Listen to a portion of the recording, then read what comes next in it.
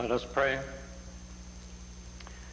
As Canadians and as Albertans, we give thanks for the precious gifts of freedom and peace which we enjoy. As members of this Legislative Assembly, we rededicate ourselves to the valued traditions of parliamentary democracy as a means of serving both our province and our country. Amen.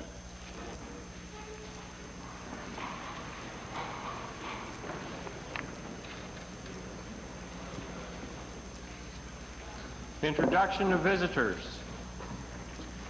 Presenting petitions. Member for Banff Cochrane. Mr. Speaker, I wish to present the following petitions that have been received for private bills.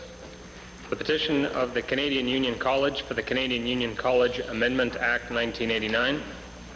The petition of the General Hospital Grey Nuns of Edmonton for the General Hospital Grey Nuns of Edmonton Amendment Act 1989. The petition of the Canada Olympic Park Development Association for the Canada Olympic Park Property Tax Exemption Amendment Act 1989. The petition of Eric John Slatter for the Edmonton Community Foundation Amendment Act 1989. The petition of the Misericordia Hospital for the Misericordia Hospital Amendment Act 1989.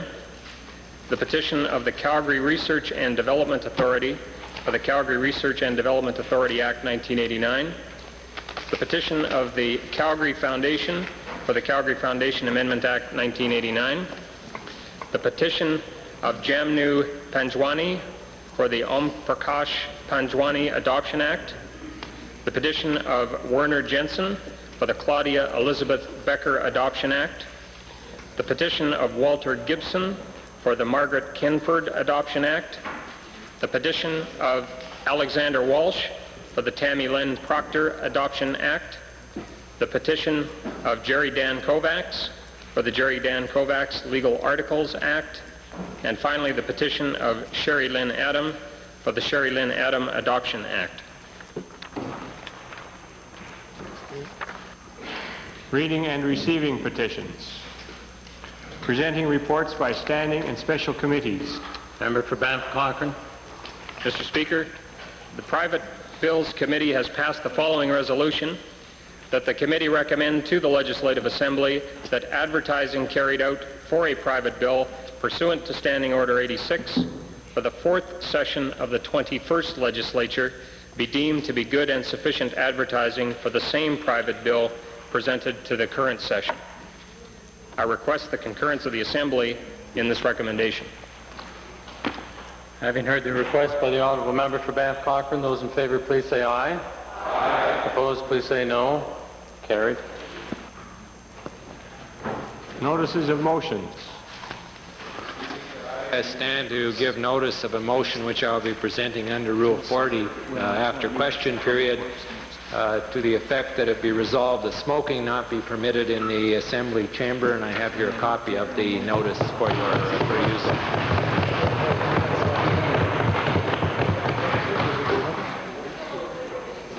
Introduction of bills. Tabling returns and reports. Minister of Transportation and Utilities. Mr. Speaker, I beg leave to table the annual report of the Alberta Electric Energy Marketing Agency for the year 1988-89 and the Gas Alberta Operating Fund report on fund operations for the year ending March 31st, 1988. Minister of Public Works, Supply and Services. Thank you, Mr. Speaker. I'd like to table with the Assembly today a report titled Dangerous Goods Spills in the Province of Alberta. Minister of Education. Mr. Speaker, it's my pleasure to table with the Assembly the 83rd annual report of the Department of Education for the year ended March 31, 1988.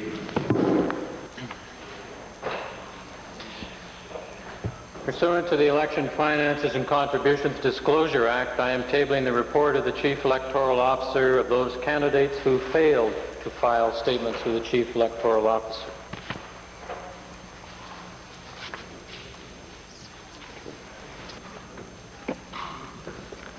Introduction of special guests. The member for, I'm just trying to think here. Lacombe. Mr. Speaker, I am glad that you recognize Lacombe, an important place such as that. Now, Mr. Speaker, it's a pleasure to introduce to you and through you to members of the legislature 39 members from the Clive Elementary School, accompanied today by their teacher, Brian McClellan, and 12 parents. And that's an example of the way people in Clive think of the family. They're up here with their children and traveled all this way, 12 of them, and it's a credit to them that they take interest in the future of their children and do things with them. They are Mr. and Mrs. Shackleton, Mrs. Pym, Mrs. Laurie Wagner, Mr. and Mrs. Giesbrecht, Mrs. Jeglin, Mr. and Mrs. Ronald, Mr. and Mrs. Gord Wagner, and Mrs. Hill. They're seated in the members' gallery, and I'd ask them to rise and receive the traditional welcome of this legislature.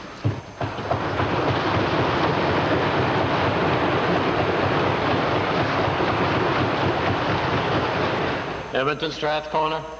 Monsieur le Président, je vous présente les élèves de l'école Saint-Thomas d'Aquin de ma circonscription d'Edmonton Strathcona, de la programme immersion française de cette école. Il y a 23 élèves de cette école et avec eux 16 élèves de la même programme d'immersion française de Grande Prairie. Avec eux, il y a le professeur Nicole Foisy et Denis Lacroix, et des parents Carol Rutherford, Agnes MacDonald et Jean Oberland. Ils sont assis à la galerie des membres. Monsieur le Président, peut-être ils se lèveront pour recevoir nos bons accueils.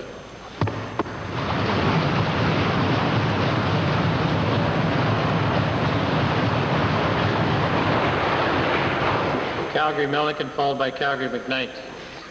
Mr. Speaker, I'm really pleased today to be able to introduce to you and through the members of this Assembly 38 of the finest students in the province of Alberta.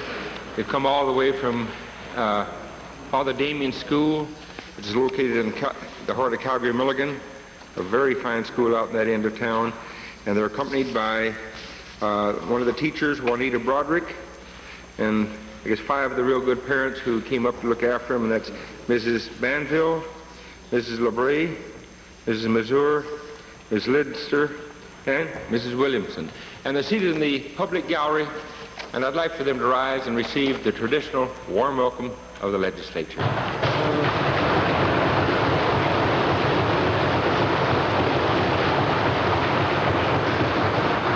Calgary McKnight. Thank you, Mr. Speaker.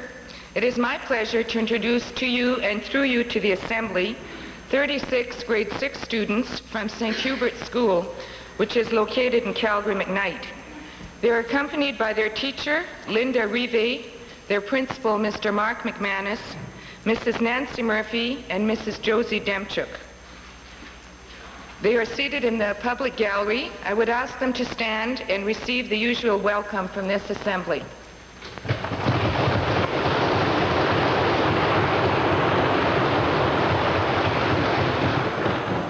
Mr. Speaker, I would also like to introduce to you and through you to the Assembly a very special lady and well-known Calgarian, Mrs. Ruth Cooney. Her late husband, Mr. Justice Vincent Cooney, served the Alberta Human Rights Commission from its inception until 1978. Mrs. Cooney is a former trustee and chairperson of the Calgary Catholic School Board.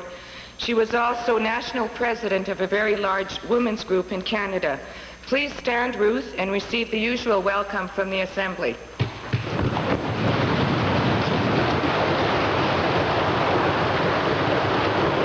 Member for Bow Valley, Calgary Bow rather.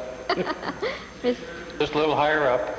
Mr. Speaker, on behalf of my colleague, the Honourable Member from Calgary McCall, it's my pleasure to introduce to you and through you to the members of the Legislative Assembly 5 students from St. Rupert School.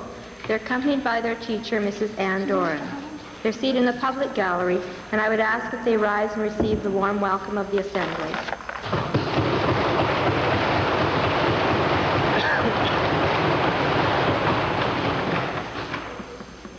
Minister of Culture, Multiculturalism. Thank you, Mr. Speaker. I'd like to introduce to you and through you to the rest of the members of the Assembly, Mr. Gus Ahmed, who is the chairman of the Edmonton Council for the Advancement of Visible Minorities, seated in the members' gallery, a fine champion of multiculturalism in this city and this province. And I'd like him to stand and receive a warm welcome at the Assembly.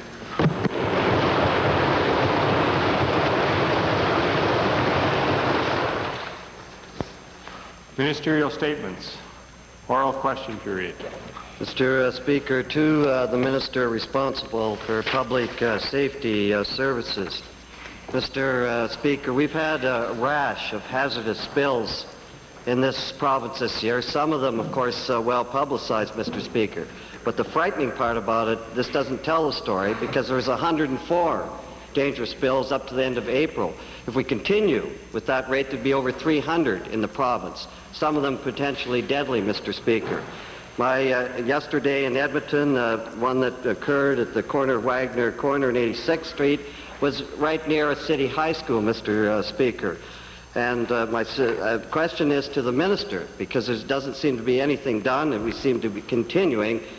Is it going to take a major tragedy before this government does something in terms of hazardous waste in this province? Mr. Speaker, perhaps it'd be an opportunity to explain what the government has done.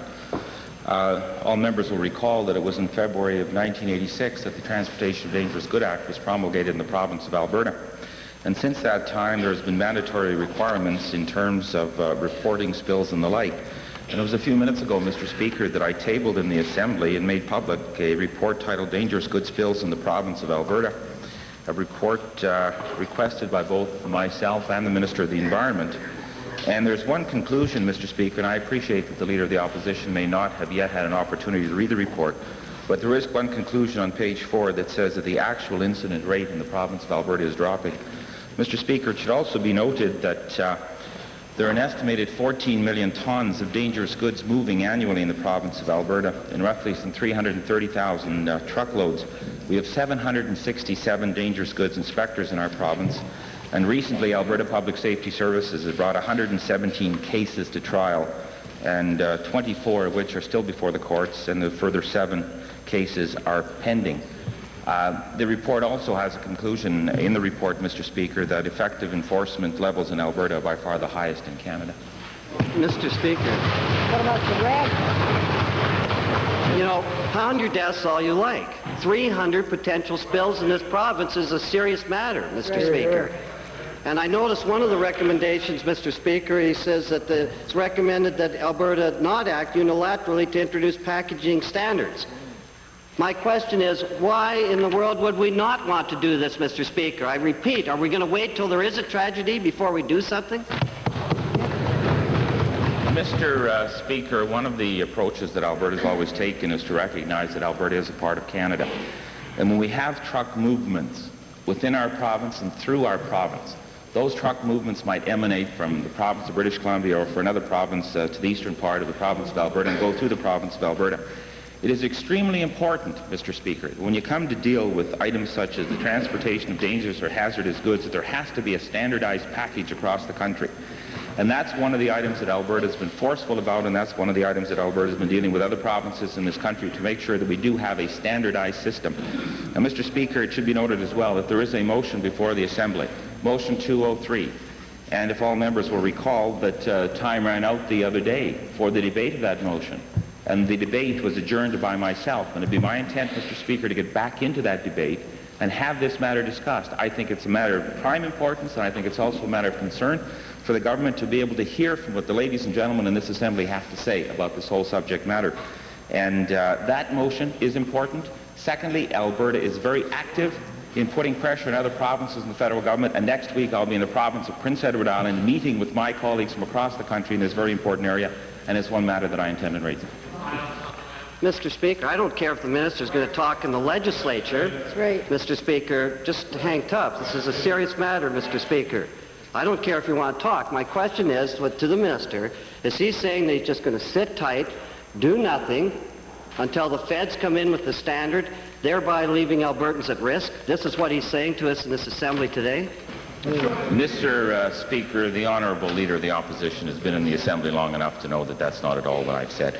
That's what the Honourable Leader of the Opposition wants to say. What I have said very clearly is that the whole subject matter of the transportation of hazardous and dangerous goods in this country is of prime importance, not only to the people of Alberta, but it should be to other jurisdictions in this country. Alberta showed the leadership in terms of the Swan Hills plant in terms of telling everybody in this country how you can dispose of dangerous and hazardous goods. We think it's our duty within this country to make sure that there must be conformity across this country, Mr. Speaker. Otherwise, you'd have absolute total chaos within the trucking industry, and it would be of no benefit to the men and women who live in this province. If we had one standard, and yet the province of British Columbia or the province of Saskatchewan chose to use a standard less than ours, we believe it's incumbent upon the people of Canada to do that, and we intend on showing leadership in this very important area with the federal government and the other provincial jurisdictions in this country to make sure that we have one conforming standard across this country that is effective, effective, effective. Okay, second main question. Second main question, Leader of the Opposition. Did he say effective or effective? Mr. Speaker, my question is to the Minister of Transportation. I'm sure the Minister is well aware that we have a very frustrated group of gravel truckers in this province, Mr. Speaker, and if I may say so, rightfully so. Provincial gravel hauling rates have remained unchanged since 1982, despite rising fuel costs, the government's fuel tax, increased licensing fees, and higher costs for financing new equipment and repairs. Mr. Speaker, frankly, it's becoming impossible to make a living as a gravel trucker. Mr. Speaker, to make it worse, the member from Athabasca-Lac-La-Biche tried to deal with a kickback scam, and the Attorney General was going to throw him in jail for it, Mr. Speaker. Now, my question to the Minister of Transportation, when will the Minister of Transportation announce an increase in the government's high rates so that truckers can begin to catch up with the rising costs of doing business? Mr. Speaker, what I have indicated to the Association over a number of meetings that we have had over the last year and a half is that I would attempt to keep the existing rate, that's the existing minimum haul rate for gravel truckers for those jobs where the minimum haul rate applies, in place for at least this year. And that in the interim, as a result of a number of things that occurred a year ago, there was a study that is being conducted by Cooper's Lybrand that will be presented to us, I believe, sometime in September, which covers a number of aspects.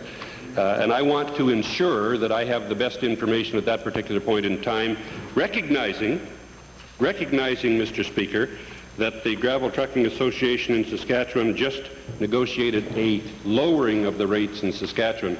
Now, that doesn't mean we have to lower the rates, but at this particular point in time, we've got two choices: keep them as they are, or possibly go to the open tender system where they bid, and then it's fair to everybody. Well, Mr. Speaker, I'm sure that that's what the gravel truckers want to hear, a veiled threat that they may even lower the rates, Mr. Speaker, and put more of them out of business. Well, my question to the Treasurer then, to come at from a different angle, we've been talking about fighting for farmers and gravel truckers dealing with the 5-cent liter fuel tax. And the government's gone partway by giving a nickel a liter back to farmers. How about doing the same thing for people who make their living by energy, specifically the gravel truckers, and bringing that in the next budget for them, Mr. Speaker? You're here.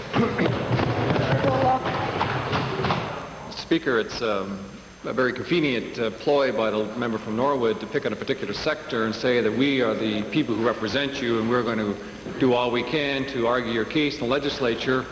But you must remember, Mr. Speaker, that with respect to the gravel truck industry, my colleague is attempting to deal with it. He has set forward for you an outline as to how he's going to look at the rate system. He's met with this group time and time again, and he has given a lot of his effort to ensure that some kind of arrangement can be effected.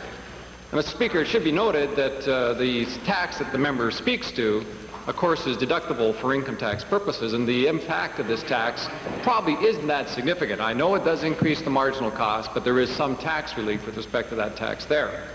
Secondly, Mr. Speaker, it should be noted that because of the economic activity in this province, because of the new investment that's taking place in this province, because of the demand on the service sector in this province as a result of economic growth, higher levels of employment and amazing levels of investment.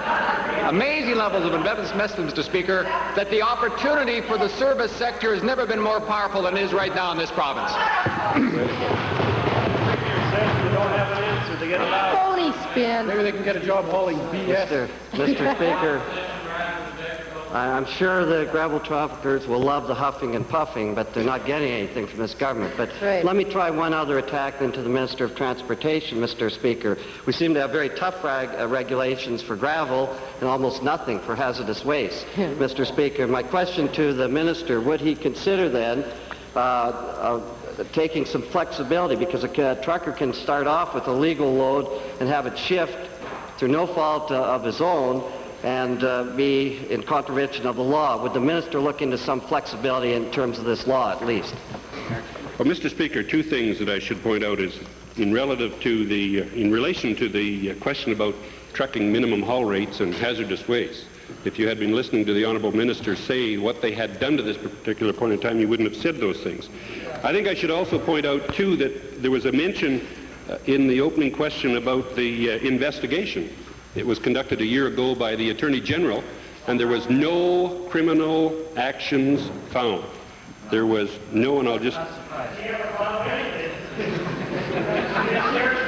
You're speaking, sir, about the RCMP who actually conducted that particular one, Mr. Speaker.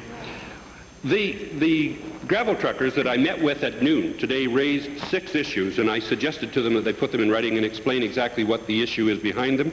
There was an increase in the minimum haul rate, which you had just mentioned, which the honourable member had just mentioned, Mr. Speaker. There was the ability to see whether there was some way of putting the minimum haul rate on what's called contractor supply jobs. There was the limit of the number of trucks, full-time truckers, for winter works. In other words, that there should be an exclusive group. And I said to them at that particular time, Mr. Speaker, that many of the people that got into the gravel truck business started as a farmer, had a gravel box or had log booms so they could haul one or the other in the wintertime, and that's a choice that I hope would remain.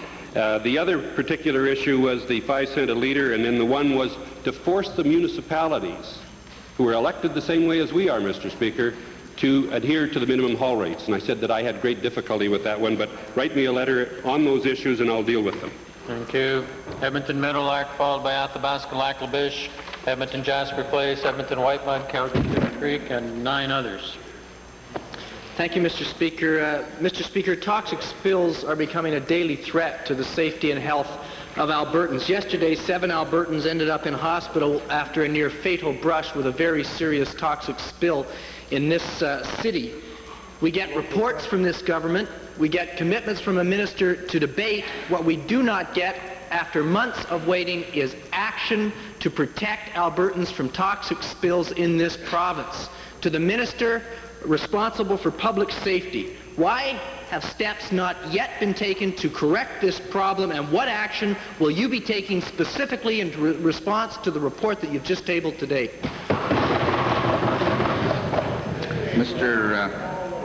Mr. Speaker, perhaps the honourable member didn't hear the statistics that I gave a few minutes ago, and perhaps I could just repeat them. That recently Alberta Public Safety Services have brought 117 cases to trial, Mr. Speaker, 24 of which are still before the courts, and a further 7 cases are pending. The honourable member would as well kindly want to refer to the Transportation of Dangerous Goods Control Act, an act, of course, passed by this Legislative Assembly and proclaimed when the member was a member. In the last legislature, the member will know that fines can go up to $100,000 and jail sentences can go up to 2 years. Of course, it's not the government that determines what the fine is, nor the jail sentence is. That's the courts that determines that. Mr. Speaker, as well, specifically with respect to the case that the honourable member raised, the one in the city of Edmonton yesterday, I will be receiving reports from the Edmonton Fire Department, the first group under the dangerous goods inspection system that we have in the province of Alberta, who will be providing information to Alberta Public Safety Services. And an investigation is underway, Mr. Speaker, and as we all know what the rules of the House are, that the Minister cannot comment should matters arrive before the courts. Mr. Speaker, I'm going to try with the Minister of Environment, see if we can get some action from there. We just get words from this minister. To the Minister of Environment, will he be pressing whoever, maybe it's the Minister of Public Works, Supply and Services, to ensure that we strengthen spills legislation in this province as it is elsewhere in other jurisdictions by introducing legislation which makes a spill an offense in and of itself, which provides for compensation to victims who are unwittingly harmed by a spill, and legislation that creates... Thank you. Order, please. Perhaps the member could draft the legislation. Minister, please.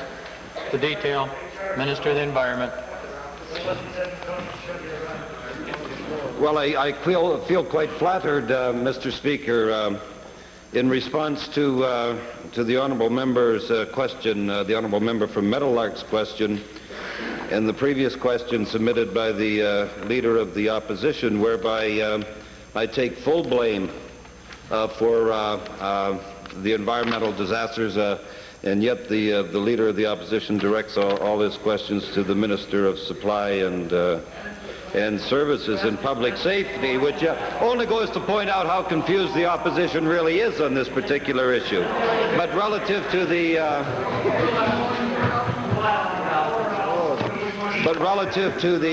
question, Mr. Speaker, certainly we will be involved in an ongoing review of this situation and put into legislation whatever regulations are deemed necessary at the time.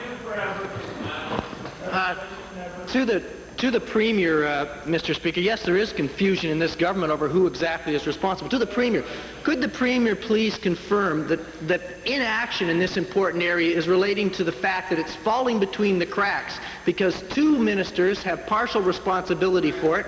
One of those ministers was fired from the environment portfolio last year because he couldn't handle it properly, and the other minister is too new to know what to do about this issue. Mr. Speaker, I sense the frustration in the honourable member's voice and in his question, because it appears that the opposition are doubling up on their researchers. They're now asking the same question in each party. And both of the ministers have given them very adequate answers, and the honourable member doesn't like to hear that the ministers have got this matter under control. Athabasca Laklavish, followed by Edmonton Jasper Place. Laklavish. My question, Mr. Speaker, my question is directed to the Attorney General's Department responsible for Native Affairs. As the Minister is well aware, the 8 Métis settlements in northern Alberta are making new moves forward, new initiatives. But as you are aware, and I expressed yesterday of my constituents in the north, they are still living in poverty. We need new initiatives in order to move forward. We need jobs, the jobs that the opposition is trying to cancel out. The question to the Honourable Minister is, yesterday's referendum between the government and the Métis Accord, could he give the results here to the Assembly today? That's a good question. They think it's good news. They don't want to hear the good news. They think it's a laughing matter, do they? Well, sit down, Honourable Minister. No, please. Honourable Minister, we'll still wait. Now let's give it a go, please. Mr. Speaker, it's, I think, a great day for the Métis Nation of Alberta that conducted a referendum on their 8 settlements associations to determine from their constituency whether they were in agreement with an accord that was negotiated between their settlement association and our government. And it gives me a great deal of pleasure to say that there was a 67% turnout and there was a 78% majority in favor.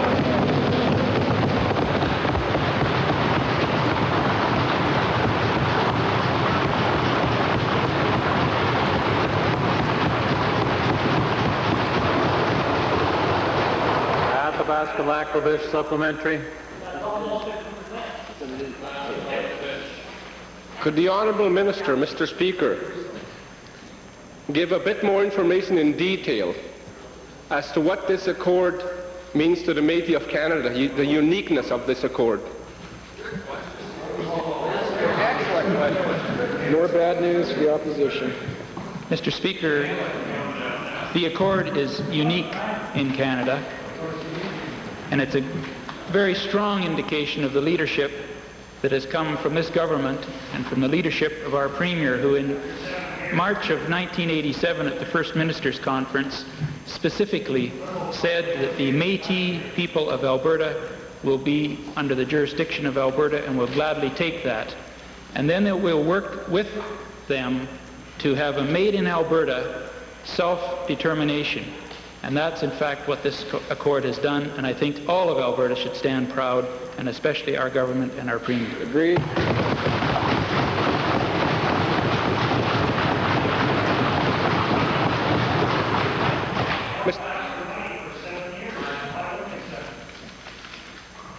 Mr. Speaker, my last question to the Honourable Minister.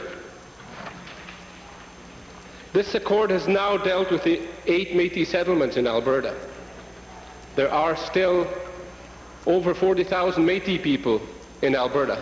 Most of those are in the north. What is our government doing to address their issues? Mr. Speaker, this accord has a number of parts to it. One is a financial package, one is a legislative package, one is a co-management of resources package, and the last is a commission agreement for a transition phase to a self-determination. Within the legislative package, in bills that will be retabled and very similar to the ones that were retabled as 64 and 65, will clearly indicate that this is a settlement for all the Métis of Alberta, not just those presently on the settlements. But aside from the settlement, the Métis of Alberta Association has a framework agreement that has been worked together with our government and those Métis to make our government programs more accessible and designed in such a way that it will deliver our programs to their culture. And with these two accords, I think we're well on our way to recognizing the Métis Nation for what they are as strong citizens of Alberta. Edmonton Jasper Place.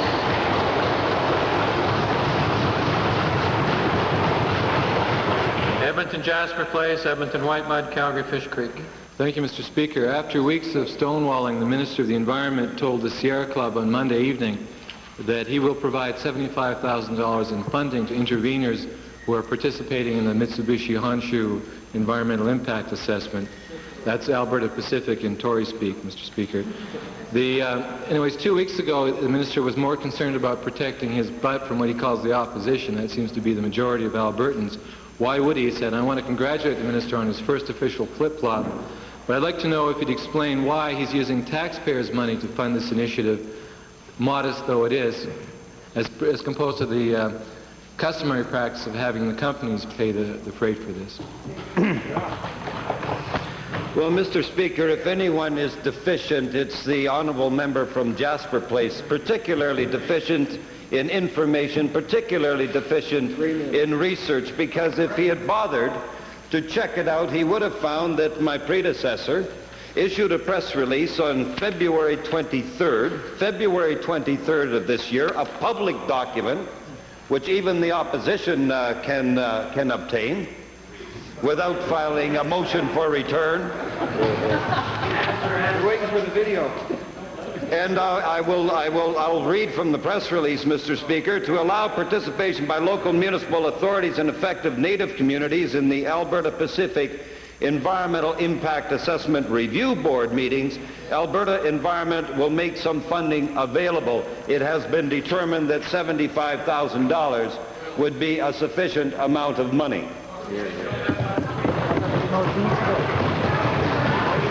Oh no. Oh no.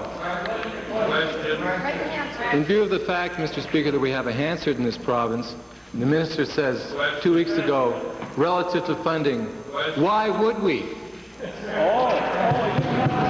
I wonder if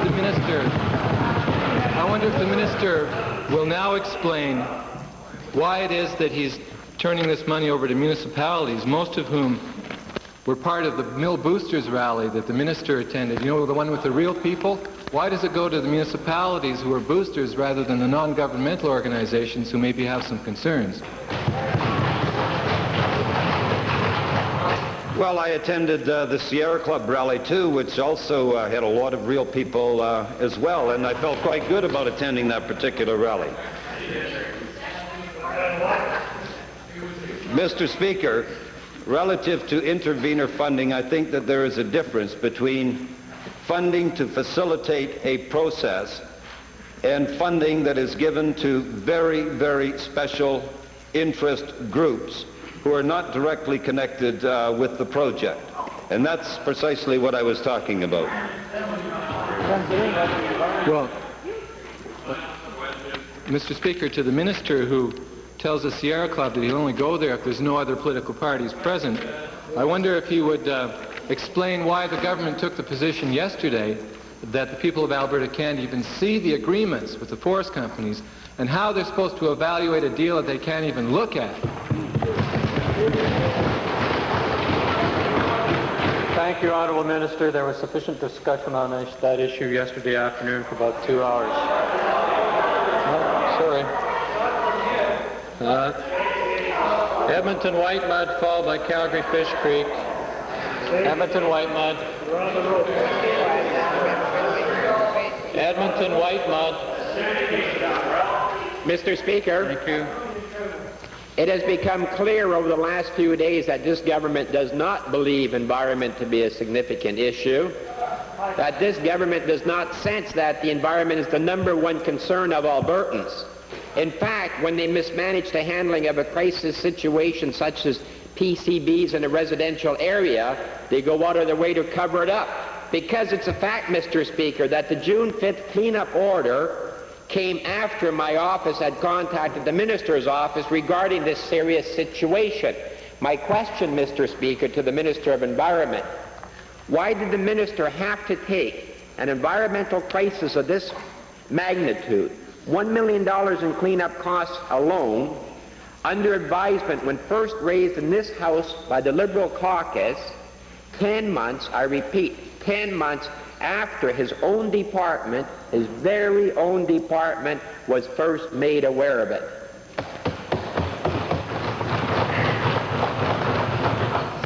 Well, Mr. Speaker, as far as I know, all procedures relative to this issue were followed with respect to the cleanup after the land was acquired by Public Works, Supply, and Safety.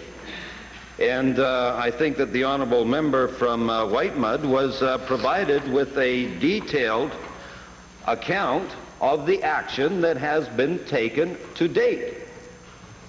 And sir, relative to his inquiry to my office, I understand that a secretary of his phoned someone in my office. Something obviously fell through the cracks.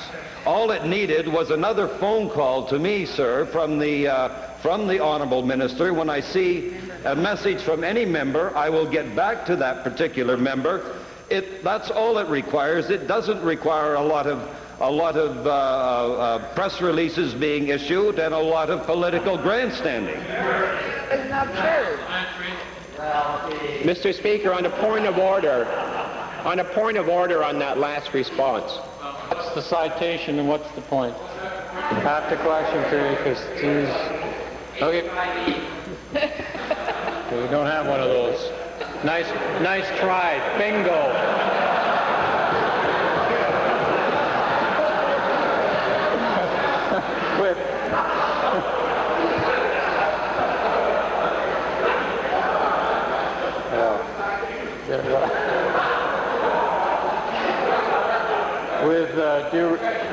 With due respect to the honourable member for Whitemud, I'm sure you can look for your own legal counsel rather than the one you just used.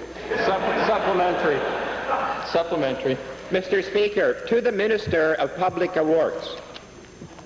Would the Minister of Public Works explain why residents of Whitemud were not informed of PCB contamination for a full 10 months after governmental officials knew of the situation? Mr. Speaker, first of all, a point of clarification. The honourable member heard the explanation yesterday in terms of when the information was provided to the government in terms of low-level contaminants.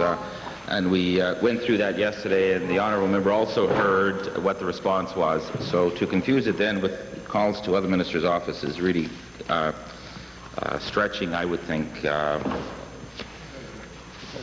Certain words we can't use in this assembly, I guess, Mr. Speaker, so I better stop right there.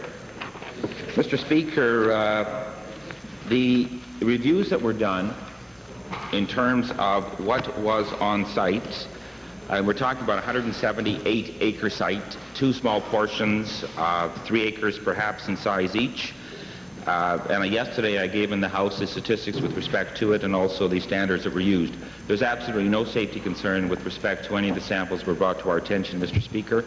Steps were taken to seal off the premises. Steps were taken to hire an environmental management consultant to provide a scheme for the cleanup. Winter came, the ground froze. You can't rip off ground where there's no safety hazard during the wintertime, Mr. Speaker, and we've moved on it now in the month of June of 1989. And I think it's June 23 of this week that citizens in the area will be invited to attend a meeting to hear exactly what the reclamation plan is all about, Mr. Speaker. For Calgary Fish Creek, followed by Calgary Mountain View, then Calgary Northwest. I'm sorry? Your question, Mr. Speaker. It's all right. Little traffic control problem here. Final supplementary, Edmonton Whitemud. Thank you, Mr. Speaker. That's 86E, by the way. Mr. Speaker. By the way, honourable member, it's got nothing to do with private members' bills, which is on your citation. Sorry. Mr. Speaker, to the Minister of Public Works, will the Minister explain or will the Minister comment as to whether he is prepared to pursue all avenues, including legal ones, to recover the $1 million of taxpayers' money that will be involved in the cleanup of this particular site? Perhaps, Mr. Speaker, the honourable member has not been in the building or near the building today, but I've already said that publicly earlier today. It's my intent to make sure that all of the legal documents associated with the purchase of the land by the province in 1984 are reviewed to see whether or not there's any provision for liability to the original owner. It's my understanding, to the advice given to me to date, Mr. Speaker, is that the purchase was made as part of the restricted development area in 1984, and it was purchased on an as basis. I should point out, Mr. Speaker, that the firm had been on the site since 1970, Mr. Speaker, had been on the site since 1970, and they are a recycler, Mr. Speaker. They're there to gather materials to improve the environment in the province of Alberta, and if there was any concerns with respect to anything that might have been happening on the site, I would kindly and very gently remind the honourable member, who now was a member of this Legislative Assembly, that since between the time frame 1970 and 1989, the honourable member also had an opportunity to serve in the City Council of the City of Edmonton, and would have had an opportunity as an alderman in the City of Edmonton to make sure that certain provisions of the Municipal Government Act might have been put in place if the concern is of the concern of the magnitude addressed today, now that the member is a member of this Legislative Assembly.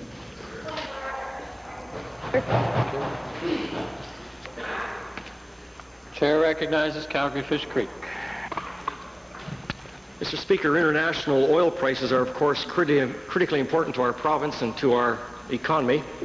And as these prices are obviously impacted by the Organization of Petroleum Exporting Countries, has the Minister of Energy yet assessed the OPEC agreement reached earlier this month and determined its impact on Alberta, our oil industry, and likely future OPEC developments as well as international oil markets?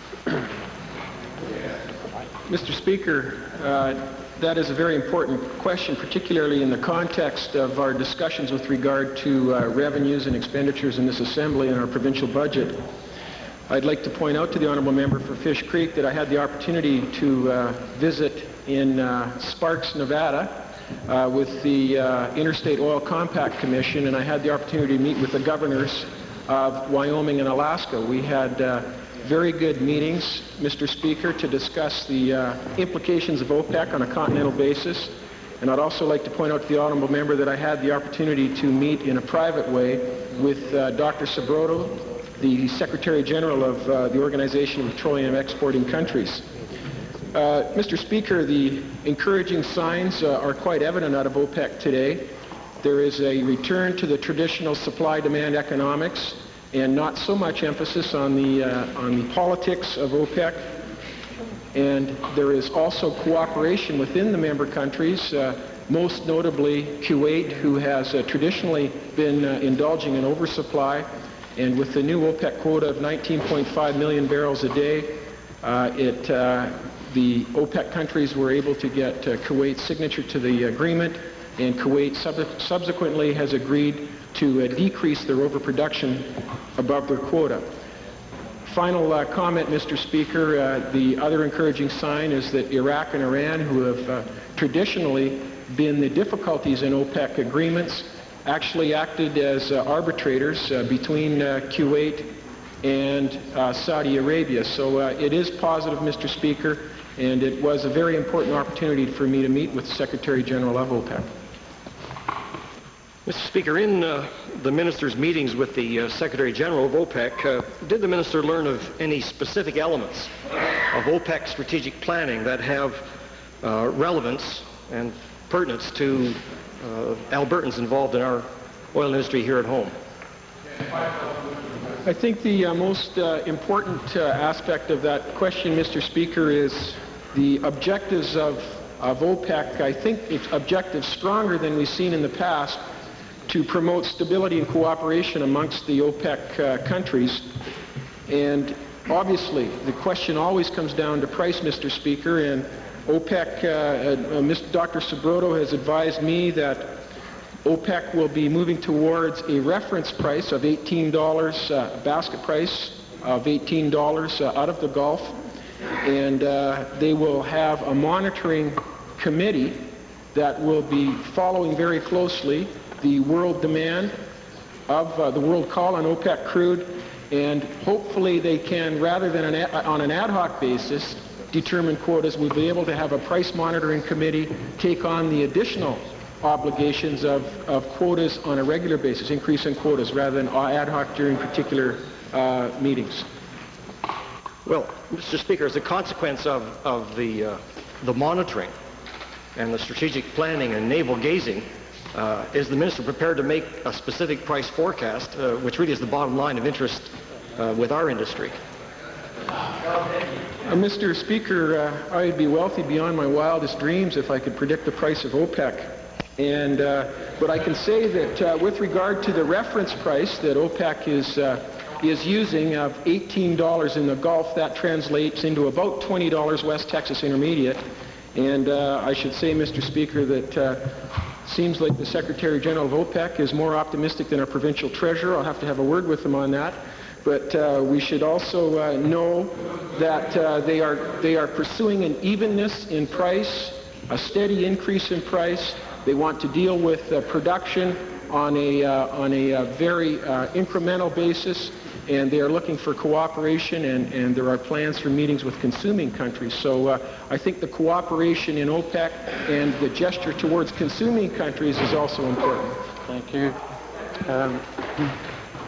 With due respect to all members of the House, the Chair attempted yesterday to try to speed up question period. Perhaps we could take that under consideration again today as we proceed, because at the moment we have something like another 10 people wanting to get in, and question period expires about 3:28. Calgary Mountain View, followed by Calgary Northwest, and Red Deer North. Thank you, Mr. Speaker.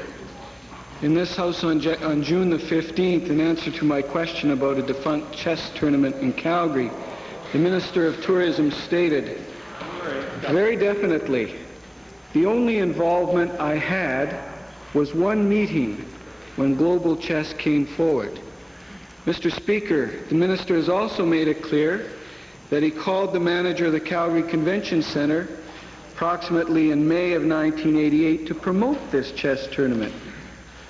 Quite contrary to what he told this House, the Minister's involvement was greater than what he would have had us believe on June the 15th, that he was only a passive participant in one meeting. To the Minister of Tourism, Mr. Speaker, will the Minister now retract his statement of June the 15th, which I've just quoted? Mr. Speaker, again, we must reject the preamble. It is misrepresenting the process. And very definitely, Mr. Speaker, what was stated on June 15th was factual.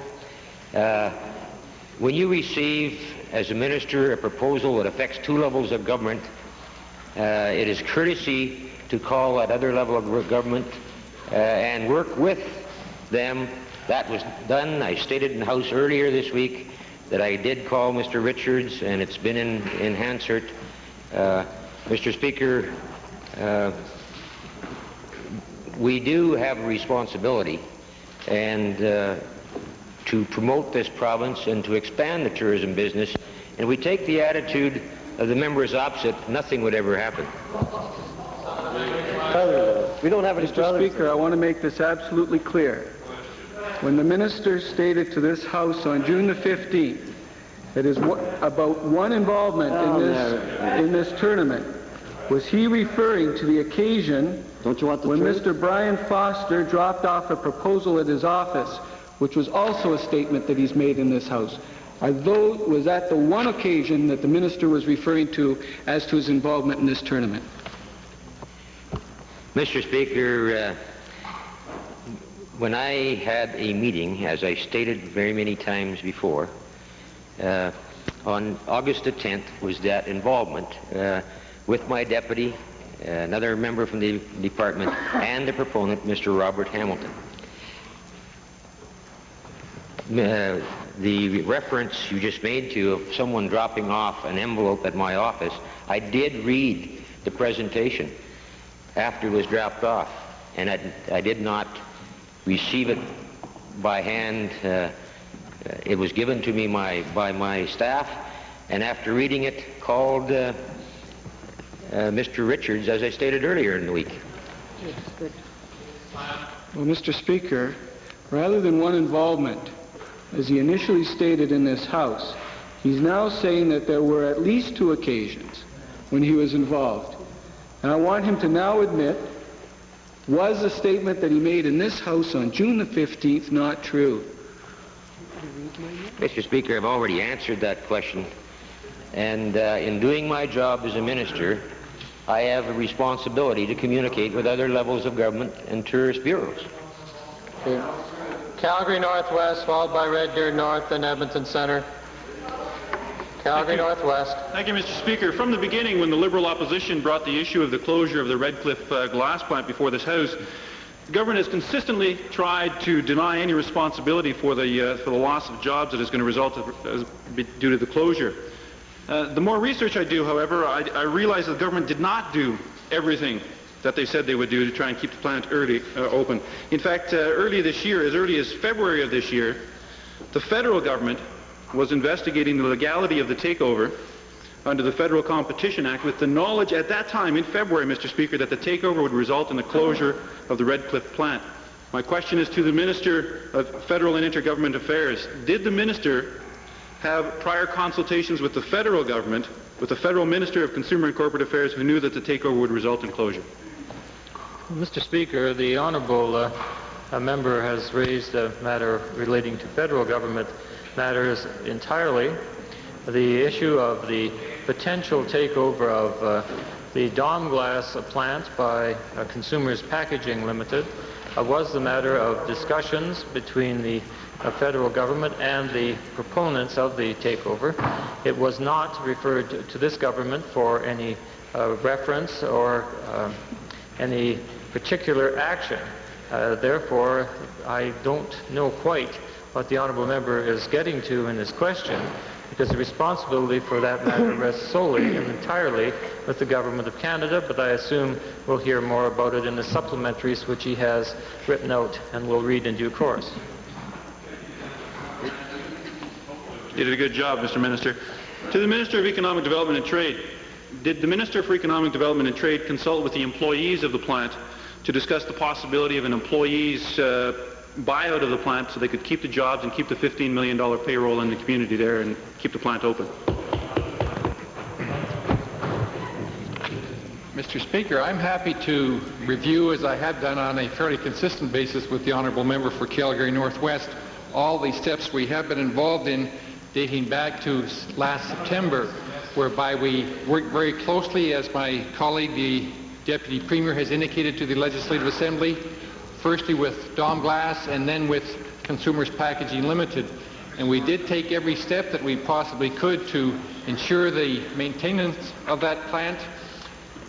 Even up to yesterday, we asked that they would offer reconsideration of the closure of the plant. Notwithstanding that fact, Mr. Speaker, I indicated again yesterday that we are going to work very closely with the community to see if we can attract further industry so that we can offset some of the job loss that has taken place in the community of Redcliffe.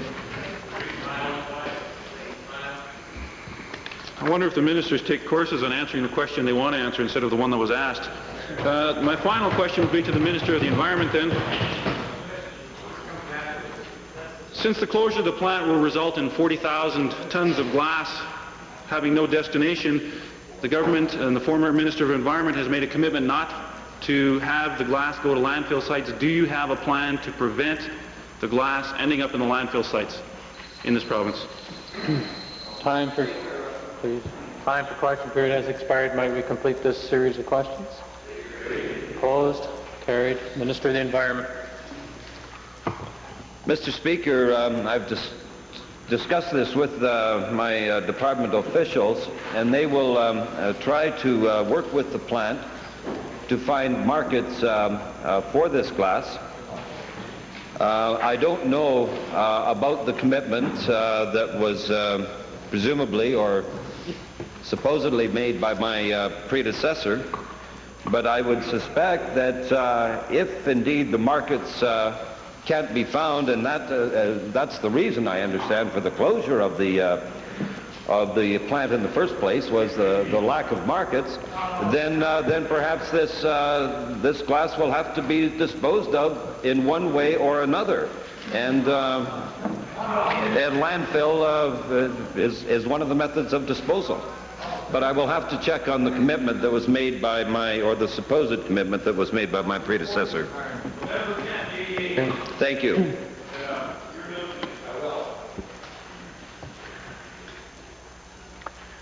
Time for question period has expired. Since there has been oral notice of Standing Order 40, and that may or may not take some period of time, once again, I think we have to make the proposal to the House. Are we prepared to go back to the introduction of special guests because of 3 groups in the gallery? Opposed? Carried. Thank you. The Chair recognizes in this order Edmonton Centre, Edmonton Meadowlark, and Grand Prairie. Thank you, Mr. Speaker and members of the Assembly. I'd like to introduce 2 groups, the first being a group from the YMCA in a program that they have here in Edmonton Centre. There are 10 people in the group with their employment counselor. This is Mary Ann George. I'd ask that they please rise and receive the warm welcome of the Assembly.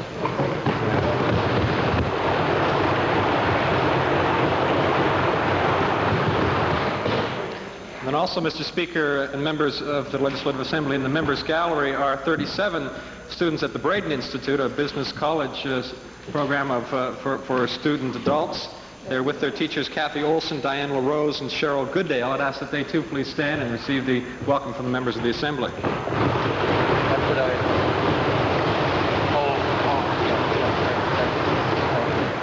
Edmonton Whitemud, please. Mr. Speaker, just before my guests depart from the Good Samaritan Care Center, I wish to introduce them.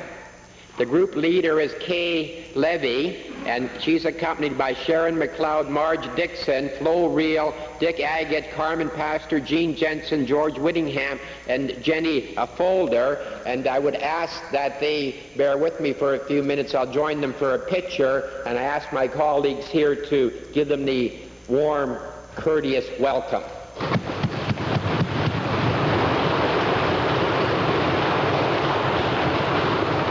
Grand Prairie. Thank you, Mr. Speaker. It's my pleasure today to introduce 35 students from the Hythe Elementary School. They have with them teachers Vince Hugel, Dwayne Speaker, and Clara Howard, along with many parents and friends. And I'd ask them to rise and receive the warm welcome of our Assembly.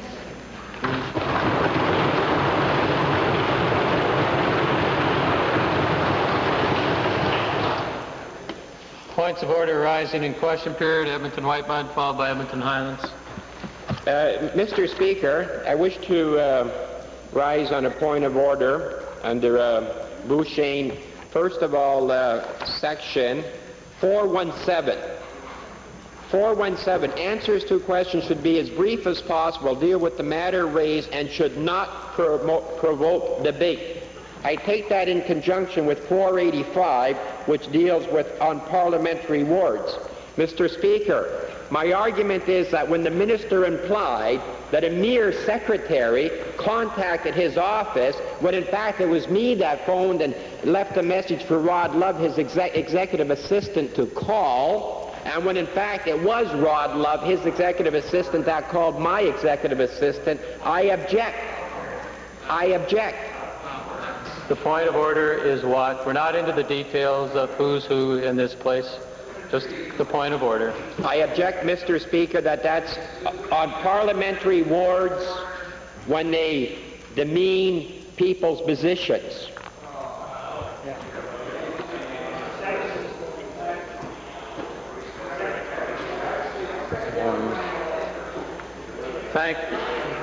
Order, please. Order, please.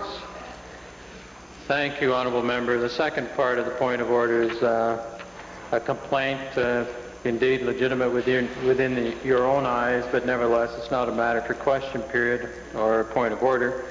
With respect to your citation 417, that's a great improvement over the previous one of 85B dealing with private bills.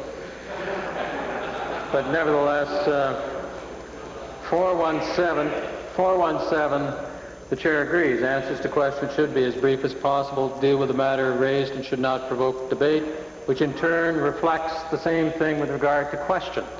And the chair looks forward to that being followed by both sides of the House starting with tomorrow, plus brevity. Edmonton Highlands. Mr. Speaker, I'd like to call the point of order citing Beauchesne 416. There are a number of other citations, but that's probably the clearest example.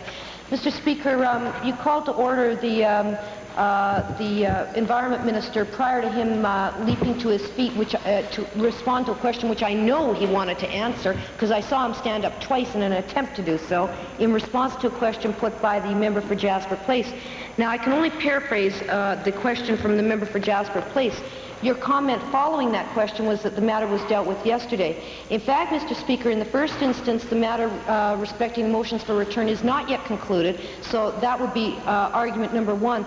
But in the question, I believe, was in view of the government's indication yesterday respecting public release of certain information with regard to various pulp mills. How can a reasonable environmental impact assessment go forward, and how can interveners have any access to information? A legitimate question. It seems to me under the circumstances, Mr. Speaker, that at this point the minister should be allowed to respond to that question, because it's his right to determine whether or not he wants to, and as the question has not been previously put, it seems to me a most reasonable point of order and opportunity for the minister to respond. Thank you. On the point of order. Mr. Speaker, I'd just like to refer Your Honor to the Sir Erskine May 20th edition, page 337, Rules of Order regarding the form and content of questions. The purpose of a question is to obtain information or press for action. My submission to Your Honor's attention is that I attempted to seek both information and action in respect of the environmental impact assessment which takes place outside this chamber. It wasn't my intention to reflect on a vote of the Assembly which has not yet taken place, but rather to seek information from the Minister and action from the Minister on how the environmental impact assessment can be conducted in view of a position taken by the government yesterday.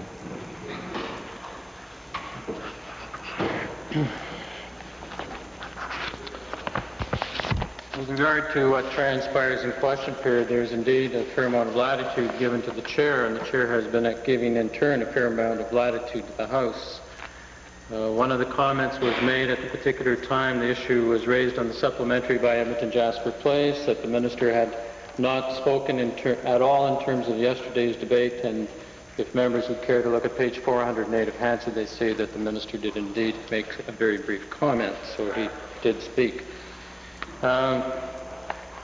The summation of the blues, which the chair has before it, still leads the chair to believe that while questions are supposed to be raised with urgent matters within question period, Nevertheless, yesterday afternoon, in the opinion of the chair, 2 hours of debate with regard to the whole issue was, and in terms of documentation, agreements, and so forth, the matter was very well aired.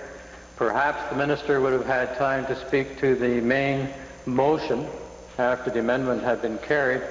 However, at that time, the member for Edmonton Jasper Place was recognized by the chair, and therefore on that particular procedure will be the summation with respect to the debate with that particular motion for return. In terms of the operation of the decision today, it was then a call of the chair that 2 hours yesterday was more than sufficient with regard to that. No doubt the House will be back to it probably tomorrow or on Tuesday, and the chair also looks forward to the fact that in all likelihood in question period tomorrow, the next day, that the matter may indeed be